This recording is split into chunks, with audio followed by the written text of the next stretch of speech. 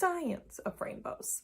There are droplets of water in the air and the sun shines on them, and there's a reflection and a refraction of light, and we get a rainbow. That's pretty cool, right? Well, I think there's a little divine energy in rainbows too. We know the science behind it, but I think there's a little divinity behind it too, or God. When I see beautiful things in the world, I think of God, especially when I see rainbows. And this story is why. This story is from way at the beginning of the Bible, in the Old Testament. A new beginning. Time passed, and many people filled the earth. Everyone, everywhere had forgotten about God and were only doing bad things all the time. God's heart was filled with pain when he saw what had happened to the world he loved. Everywhere was disease and death and destruction, all the things God hates most.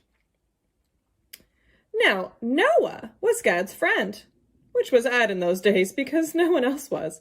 Noah listened to God. He talked to God. He just loved being with God, like you do with your best friend. Noah, God said, things have gone wrong. People have filled my world with hate instead of love. They are destroying themselves and each other and my world. I must stop them. First, we'll build an ark. Do you know how to build an ark? Neither did Noah. Luckily, God knew, and he would show him. A storm is coming, God told Noah, but I will rescue you, I promise. I'll send the animals to you, ones that creep and crawl and slither and slime and gallop and hop and bound and climb. And don't forget to pack everyone's food. The storm was going to wash away all the hate and sadness and everything that had gone wrong and make the world clean again. God had thought up a way to keep Noah safe, but Noah would have to trust God and do exactly what God told him. So Noah built an ark, short for a very large boat. Noah's neighbors came out to watch and point and laugh because they didn't believe Noah about the boat or the storm or needing to be rescued. And Noah must have looked rather silly. His boat was in the desert. The desert was nowhere near the sea, and there wasn't even a cloud in the sky. Why would anyone need an umbrella, let alone a boat? But Noah didn't mind so much what other people thought. He minded what God thought. So he just did what God told him to do. When the ark was ready, God said, "All aboard!" And Noah's family and all the animals climbed inside. And then God shut the door. And it started raining. For minutes that joined up into hours, that joined up into days, that joined up into weeks and weeks. And the rain joined up into lakes that joined up into a flood that covered the whole world. Their boat that had once seemed so big suddenly seemed very small. But in the middle of the huge storm and the crashing waves and all the thunder and lightning, through it all, God was with them, and God kept them safe for 40 long days and 40 long nights. We hear 40 a lot, right? Especially during Lent. Finally, the rain stopped. The sun came out, and Noah threw open all the windows.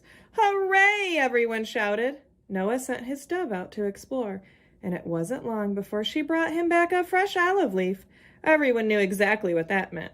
She had found a tree and land. The water was going down. They waited a long time, boys and girls, and at last the boat landed quite suddenly on top of a great mountain. As soon as it was safe, God said, "Out you come." And so they did.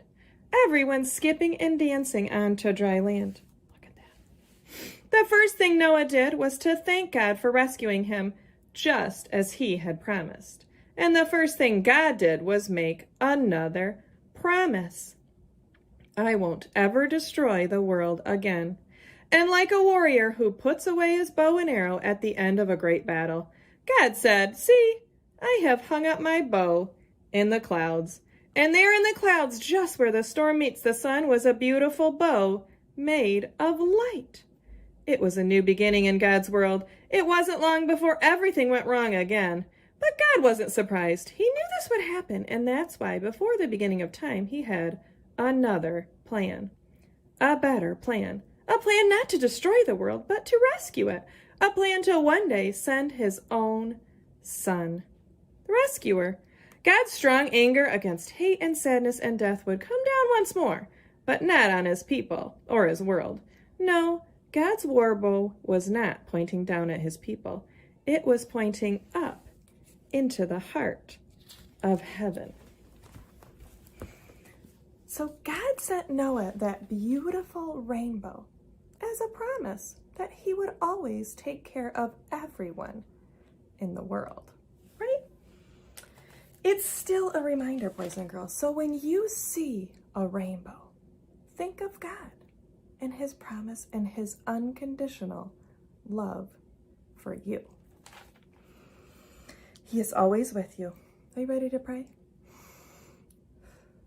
Good. Dear God, remind us often of your promise to us to love us